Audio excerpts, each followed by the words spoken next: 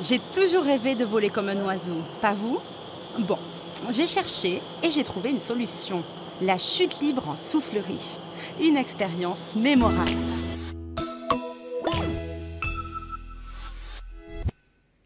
Vous voyez ça, cette petite chose? La Tour Eiffel. Saviez-vous que le monument le plus connu de France a été conçu par un Dijonnais? Gustave Eiffel, 1832, est né à Dijon et à sa construction en 1889, ce monument est le plus haut du monde. Eh bien, j'ai voulu faire moi aussi comme Gustave, j'ai eu des envies d'altitude. Alors je suis allée, devinez où? En Bourgogne-Franche-Comté, la Bourgogne vue du ciel. C'est là.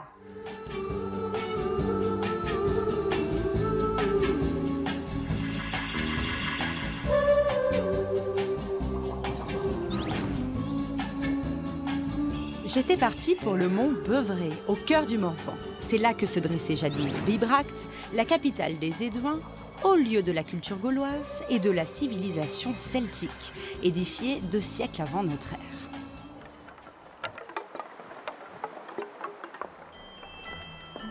Il y avait une atmosphère un peu féerique dans cette forêt et la rencontre que je m'apprêtais à faire s'accordait parfaitement avec cette ambiance.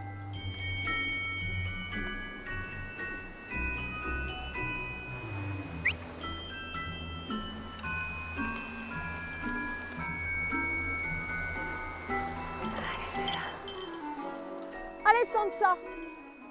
Excusez-moi, mais qu'est-ce que vous êtes en train de faire? On fait voler nos oiseaux en forêt. Qu'est-ce que c'est comme oiseau? Ce sont des buses de Harris, des buses américaines, qui ont été importées pour la chasse. Vous chassez? Bien sûr. Mais là, vous chassez quoi, là? Là, on chasse pas pour le moment, on se promène. Vous vous promenez, mais vous alliez où comme ça? On va vous emmener. Ah ben je vous suis. Hop.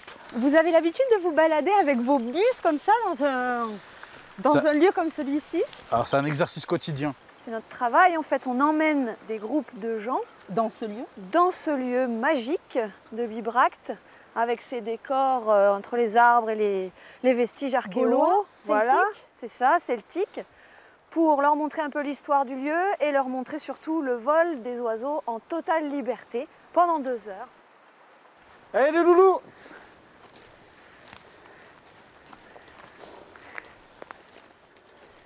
Est-ce qu'ils ont un bon sens de l'orientation? Oui. Ils ont un très bon sens d'orientation et qui se comprend très facilement à l'état naturel. Ils peuvent partir chasser à plusieurs kilomètres de leur lieu de nidification et ils retrouvent toujours leur nid.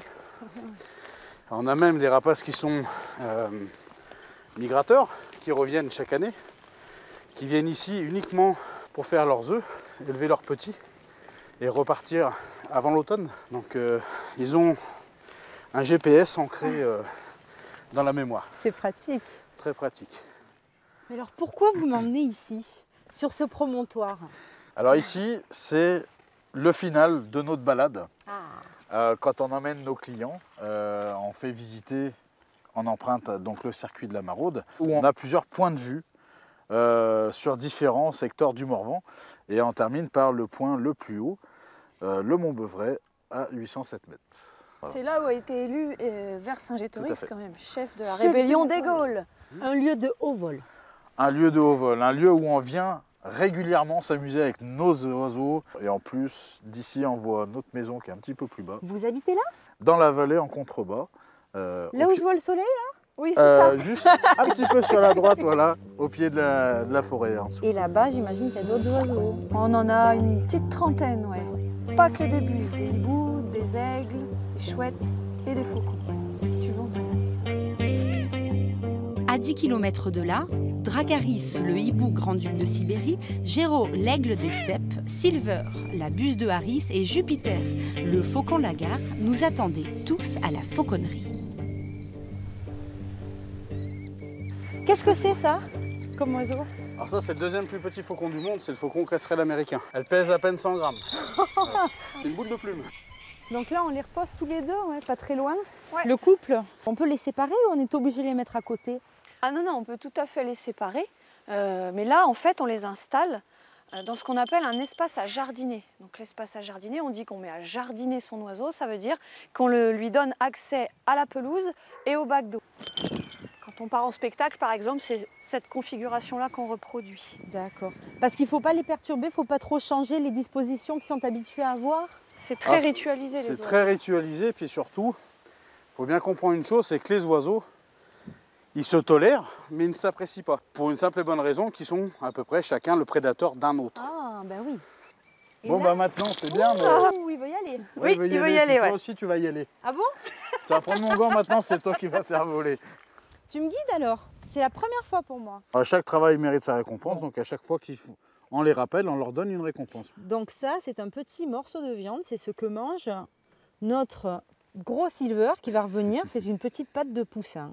Voilà. Le positionnement, c'est que tu vas te mettre de profil. Oui. Il faut qu'il n'y ait jamais rien derrière. Ah, hop, Hop là. hop là, voilà, léger, tout léger. Tu vas voir Maud? On va voir maman? Silver, Ah ah, bof bof, hein, on va voir maman. il t'aime. Ah, il t'aime bien. Ah mais il m'aime bien, mais c'est chouette, ça va vite. Ah, Non, il t'aime bien, il veut veut pas rester. partir. Alors, par contre, tu vois, ça cherche toujours le point le plus haut. ok, donc là pour le faire remonter, c'est ça? Voilà, ou alors le déséquilibré qu'il parte. Ok. Voilà. Ah, il Voilà. m'a pété mon cuir. Quoi, je suis dégoûtée. Bon, enfin. Non.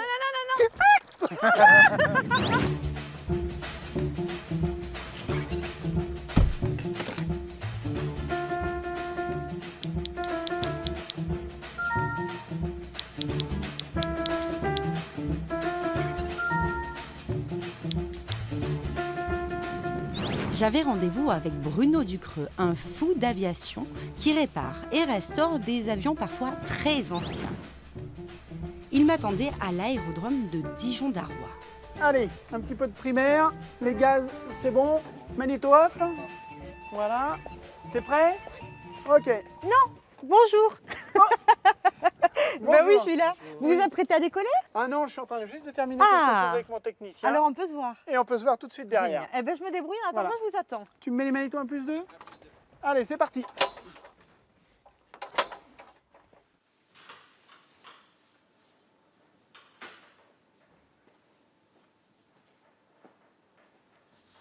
Bonjour. Bonjour. Alors ici, c'est la restauration. Tout à fait, c'est une partie de la restauration. On fait tout ce qui est entoilage, menuiserie, de la composite, la peinture. On fait les décors des avions. Tout à la main, comme ça? On fait une partie à la machine, une partie à la main pour les finitions. Me voilà. Ah, ben voilà, c'est Me terminé. C'est bon, ça a démarré? L'avion a démarré, pas de problème. Voilà. J'ai cru comprendre que vous faisiez pas mal de choses ici. Alors oui, en fait, ce que vous expliquez, Nicolas, dans ce hangar, on fait principalement donc, menuiserie, entoilage, peinture.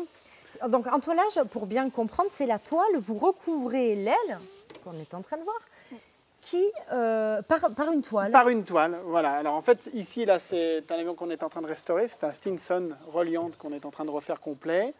À l'époque, ces avions-là étaient entoilés avec du lin. Ensuite, on a entoilé avec des toiles en coton.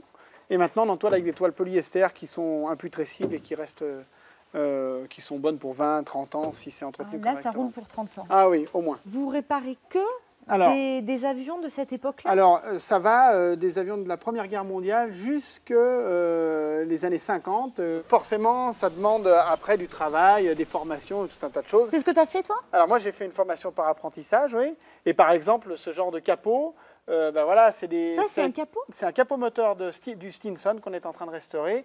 C'est sublime, on dirait une œuvre d'art. On peut considérer que c'est une œuvre d'art. Pour être capable de restaurer des capots comme ça, il faut quand même une bonne dizaine d'années d'expérience. Il est où ce Stinson? Alors On aille voir la suite. le Stinson, il est dans un autre hangar. Venez, je vous emmène Allez. tout de suite. D'où il vient celui-là? Il vient d'Australie? Alors oui, c'était un Sea Fury. C'est un avion qui a été conçu pendant la Deuxième Guerre mondiale.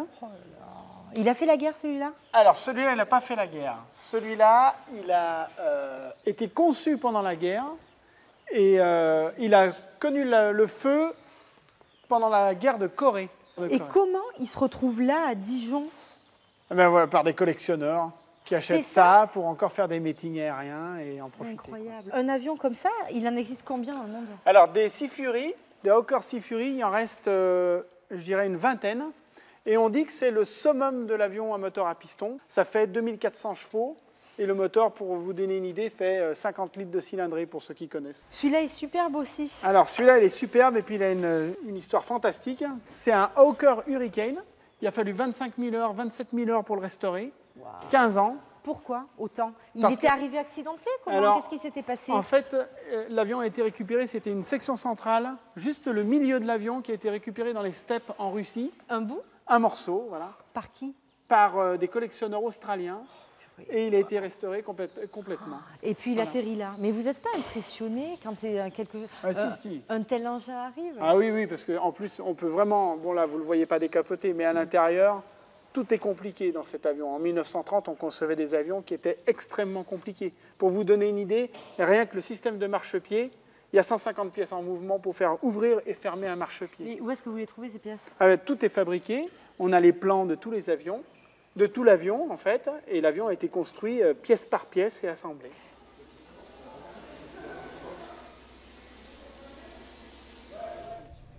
Comment on en vient à vivre cette passion-là, à donner une vie pour ça? Oui, on peut dire que j'ai donné une vie jusqu'à présent. Maintenant, je suis un petit peu plus calme. Mais en gros, j'ai commencé avec un père qui était quand même pilote privé, qui me faisait voler un petit peu. Et en fait, quand mon père a commencé à piloter en 84, quelque chose comme ça, j'ai commencé à faire des avions radiocommandés, j'avais une dizaine d'années. Ensuite, j'ai fait pâtissier comme mon père au départ. Et à 20 ans, j'ai décidé de changer de métier parce que vraiment, j'étais passionné. J'ai refait un apprentissage de mécanicien aéronautique. Voilà. Ensuite, j'ai fait 3 ans d'apprentissage. C'est l'amour de la mécanique, technique, ou c'est l'amour de l'histoire qui vous pousse à... Alors non, c'est vraiment la technique. J'adore, enfin voilà, avec l'âge, on devient de plus en plus intéressé à l'histoire. J'étais beaucoup moins quand j'étais plus jeune, mais au début, c'était vraiment la technique. Parce que quand on travaille sur ces avions, on travaille sur le summum de ce qui existe pour des avions à hélice et à moteur à piston. Donc techniquement, c'est ce qui a de plus évolué. Voilà. Avec tout un tas de corps de métier. Ici. Oui, alors ici, on a bien entendu tous les corps de métier. Les mécaniciens, les chaudronniers, les électriciens, les avioniques, ceux qui posent les radios dans les avions, un entoileur, un menuisier, des peintres. On est capable de tout faire, sauf les moteurs et les hélices qu'on sous-traite pour pas tout faire, justement. Alors ça, c'est un peu le chouchou de la société. Ah ben, c'est un peu le mien aussi. Je l'ai vu dès qu'on est arrivé, celui-là. Il est sublime. Alors ça, c'est un Laird Speedwing. C'est un avion de course. Qui va vite, donc. Qui va vite, voilà. Qui a été construit en 1929, et il y a 450 chevaux quand même. Donc voilà, c'est une superbe machine. Il sort souvent?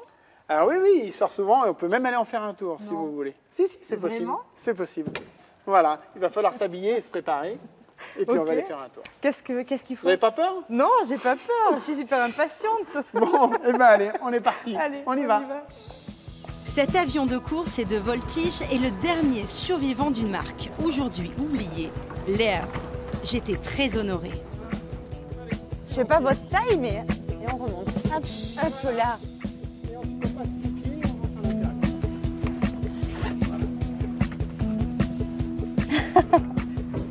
faire Et voilà. On est prêt.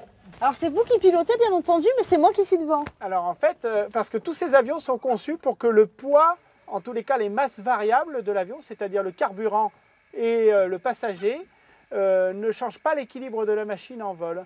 C'est-à-dire que vous soyez dans l'avion ou pas, ou que j'ai beaucoup de carburant ou pas, l'avion vole toujours pareil. Les magnétos 1+2, personne devant, c'est bon, c'est bon. On peut y aller cette fois. Allez, c'est parti. C'est parti. On s'envole. On va déjà rouler, puis il faut qu'on fasse chauffer un peu le moteur quand même. Hein. Donc il faut rouler un peu, combien de temps pour ça? Ouais, il faut 5 bonnes minutes, avec le temps, la température qu'il fait. Il y a un sens pour cette piste? Alors, ça, on décolle toujours face au vent. D'accord. Donc là, on a le vent plein de travers. Ah, donc ça va pas du tout là. Donc on va décoller ce qu'on appelle sur la piste 02, qui est la piste qui va en direction du nord. Allez, on est parti. On est parti. Allez, l'air de décollage sur la 02 à Daron.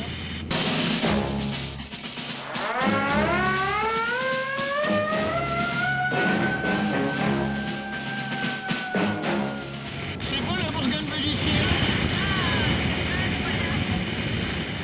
Il y a un gros moteur sur cet avion, donc ça monte bien. Et tu pourrais me déposer à Châlons? Oui, allez à Châlons-Champ-Forgeul, oui, il n'y a pas de problème, c'est 25 minutes de vol, on y va tout de suite.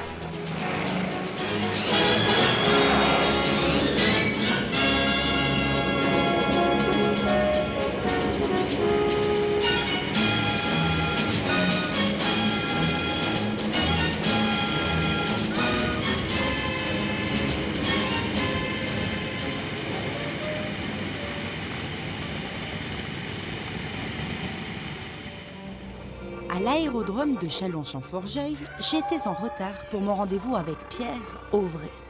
Ce parachutiste aux 26 000 sauts m'avait proposé une simulation de chute libre. Et je dois vous le dire, je n'en menais pas large. Ok, on va passer à l'habillage. Donc on a ici toutes les combinaisons du XS au XL. Pour toi, on va passer directement sur un S. Tu enlèves les chaussures. Hop, Bonjour. directement Bonjour. sur... Ah, salut Gaëlle, bah, effectivement, tu n'étais pas loin. On allait passer à l'habillage. Bah écoute, justement, pour toi, Ah, super. voici une S. Tu enlèves les chaussures, je te passerai une paire de baskets. Et je me dépêche. Oui, s'il te plaît.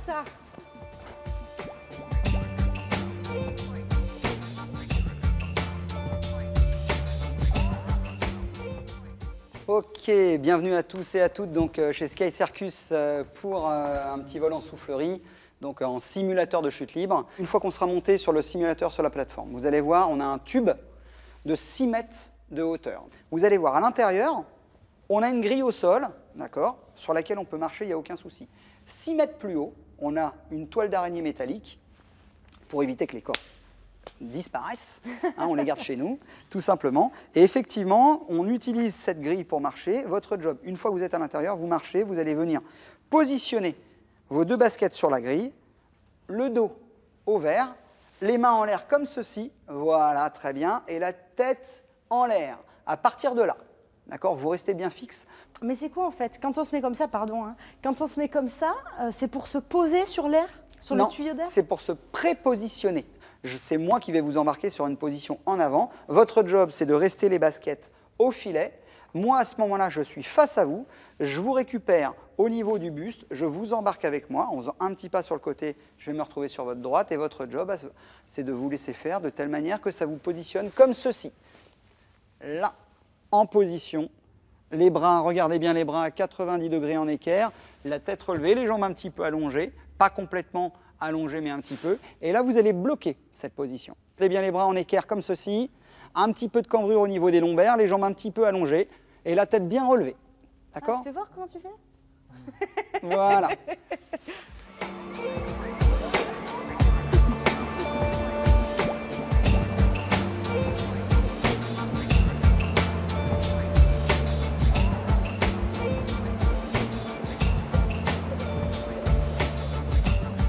C'est un sport à part entière parce que c'est très physique, sur 270 km/h d'air.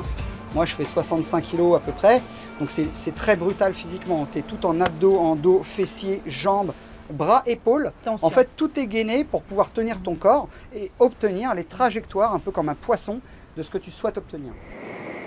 Vous êtes ready? Allez, on est ready.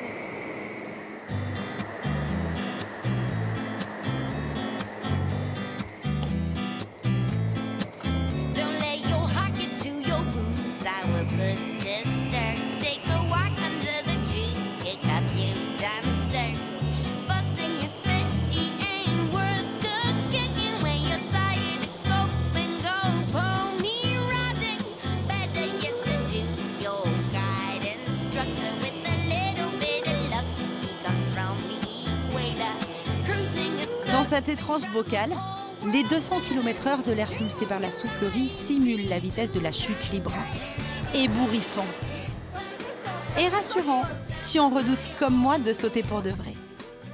On commence par ça et ensuite on passe à côté pour faire un vrai saut en chute libre à 4000 mètres d'altitude que d'ailleurs tu vas aller faire d'ici exactement 10 minutes à un quart d'heure. Non, Gaëlle, tu c'était tout rêves. prévu. Moi, j'ai le rêve d'Icar, toi, tu rêves tout court, quoi. Je Oui. n'irai pas faire ce saut. Pas encore un peu de simulateur, je reviendrai.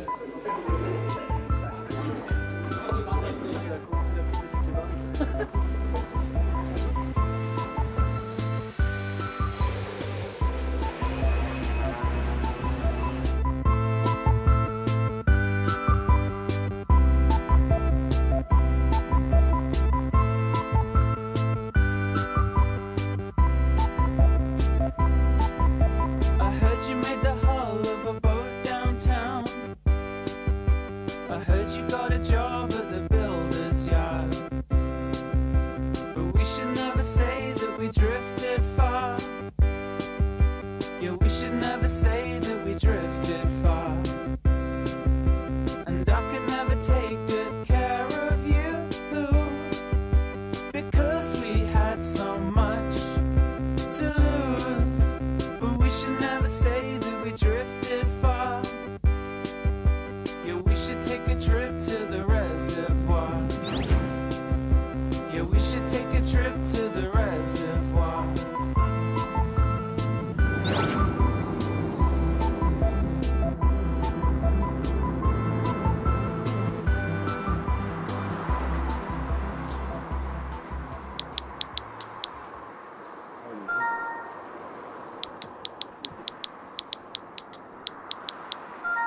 Pour finir mon voyage plus calmement, j'avais demandé à Pierre Bonnet de m'emmener en montgolfière survoler les vignes, entre Beaune et Nuits-Saint-Georges. Gonflé et piloté de main de maître par Pierre, l'immense ballon nous a fait décoller tout en douceur.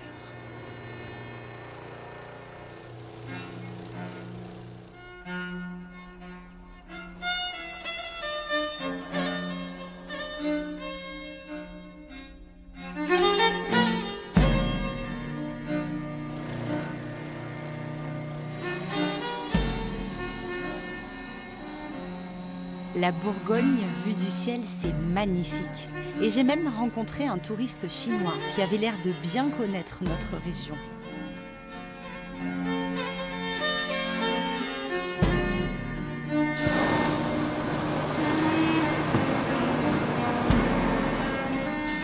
Là, on vient à peine de décoller et c'est assez impressionnant. On est à combien là? Ouh. À 40 mètres du sol. On peut pas diriger la montgolfière. Non, on va où le vent nous emmène, mais on peut diriger un peu en changeant d'altitude, on peut trouver des vents différents. Notamment là, en montant, on devrait avoir plus un vent d'ouest.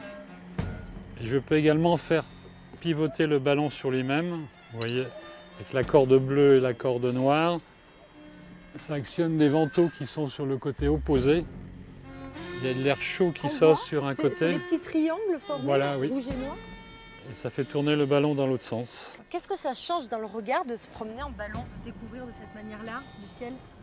Déjà pour moi, là on voit bien ce qu'on a dit, le fameux climat de Bourgogne, on voit bien les parcelles, leur forme, les mosaïques de climat, c'est sublime. C'est pour ça que vous étiez venu en ballon, précisément pour voir le vin. Vous êtes un fou de vin, vous vous êtes dit, je vais regarder d'en haut ce que ça donne. Oui, oui, exactement, ouais. Le village et les différentes expositions de vignobles, c'est nourrissant, ouais. C'est superbe. Bah, du coup, vous allez pouvoir me guider. Ah, mais comme ça peut-être pas, mais à peu près je peux savoir.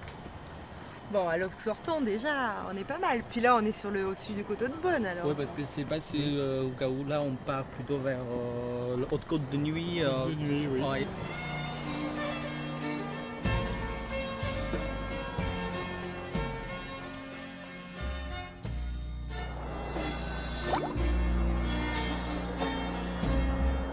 Donc c'est surprenant, hein. Tel point on peut voler bas. Oui.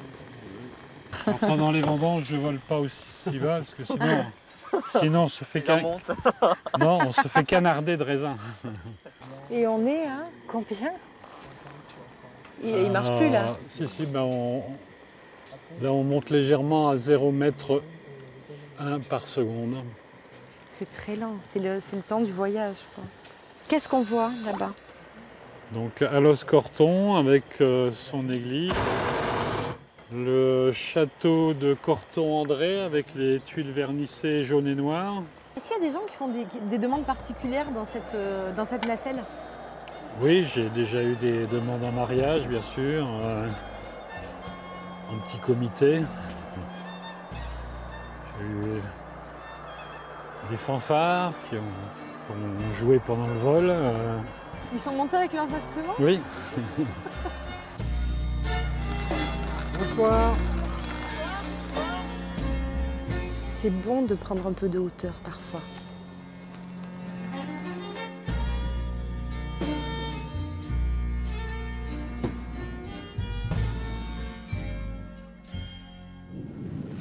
Eh ben non, j'ai pas sauté. Voilà, j'ai pas sauté, j'ai pas réussi, j'ai voulu, mais j'ai pas pu. Eh ben, ce que je sais en revanche, c'est que je le ferai un jour. Et ce sera avec vous. Voilà. Écoutez, pour pour l'heure, on reste en lien sur mon Facebook avec des tas de vidéos, des tas de photos et sur mon blog. Des vidéos en 360 degrés, vous connaissez? Ça fait comme ça. Paf, on peut tout voir. Eh bien, vous restez connectés, on reste en lien et je vous embrasse d'ici là.